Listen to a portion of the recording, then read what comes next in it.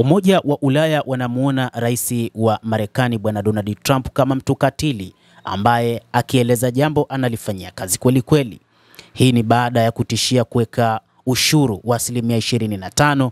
Siku ya Machi 12, rais huyo ametekeleza ushuru wa asilimia 25 kwa bidhaa zinazotoka katika nchi za Umoja wa Ulaya.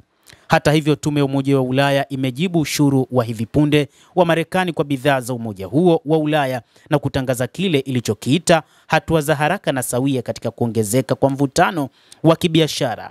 Ongezeko la asilimia 25 la rais wa Marekani Donald Trump kwa bidhaa za chuma na aluminium kutoka jumuiya hiyo lilianza Jumatano, huku muda wa misamaha ya awali, viwango vya kutozwa ushuru na kutengwa kwa bidhaa kumalizika.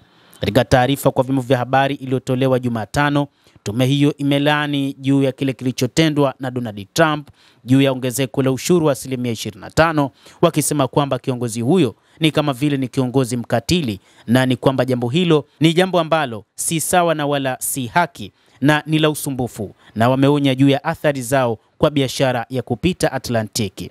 Kitengo cha utendaji cha Umoja wa Ulaya kilisema kuwa kitatoza ushuru na watakabiliana na bidhaa za Marekani zenye thamani ya euro bilioni 26, zaidi ya dola bilioni 28 kuanzia mwezi Aprili. Ushuru ni kodi, ni mbaya. Rais wa Tume ya Ulaya Ursula von der Leyen anasema hatua za kulipiza kisasi za Umoja wa Ulaya zitalenga chuma na aluminium ya kiwango cha viwandani, bidhaa zilizokamilishwa na zilizomalizika, na bidhaa zao za biashara zinazotokana, ikiwa ni pamoja na sehemu za mashine na sindano za kuunganisha. Hatua hiyo ya tit for tat ni ongezeko la hivi punde la mzozo mkubwa wa kibiashara kati ya Washington na Brussels, ambao umeongezeka tangu Donald Trump ahidi kutoza ushuru mkubwa zaidi kwa bidhaa zinazotoka katika mataifa ya Umoja wa Ulaya, na hii ni katika kushughulikia kile alichokiita usawa wa biashara usiokuwa sawa. Aliwahi kuzungumza Bwana Donald Trump akisema kwamba nchi za Umoja wa Ulaya zinanufaika sana katika biashara kuliko Marekani inavyonufaika, na hivyo lazima zitozwe kodi ambayo itaweza kuinufaisha Marekani. Na wakati huu kiongozi huyo wa Marekani Bwana Trump ameweka ushuru na ni wa asilimia 25 katika bidhaa ambazo zinaingia nchini Marekani kutoka katika mataifa ya Umoja wa Ulaya. Mwezi uliopita Bwana Trump alitangaza mipango ya kutoza ushuru wa asilimia 25 kwa bidhaa zote kutoka Umoja wa Ulaya, akidai kuwa umoja huo uliundwa ili kuipunguza Marekani. Ushuru wake unalenga bidhaa mbalimbali za Ulaya, huku sekta ya magari ikitarajiwa kuwa miongoni mwa bidhaa zilizoathirika zaidi. Hatua hizo zinaweza kutoa pigo kubwa kwa ukuaji wa uchumi wa kambi hiyo, linaripoti shirika la habari la Bloomberg mwezi uliopita.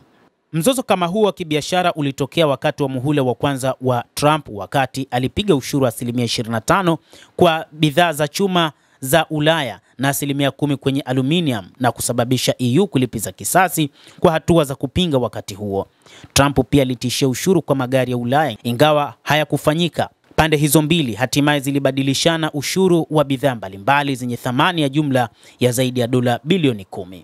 Mtazamaji wa The World News, bado kuna utata kati ya nchi za Umoja wa Ulaya pamoja na Marekani, lakini pia wakati huu Umoja wa Ulaya zinamuona rais wa Marekani Bwana Donald Trump kama mtu ambaye ni mkatili wa kutengeneza hali ngumu ya maisha katika nchi za Umoja wa Ulaya.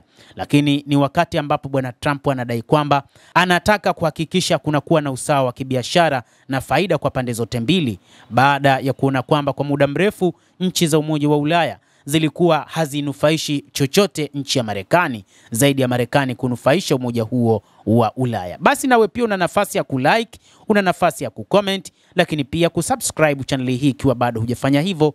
Itakuwa ni nafasi kwako wewe kupata habari hizi kwa mapana hapa The World News. Mimi ni Adam Hussein.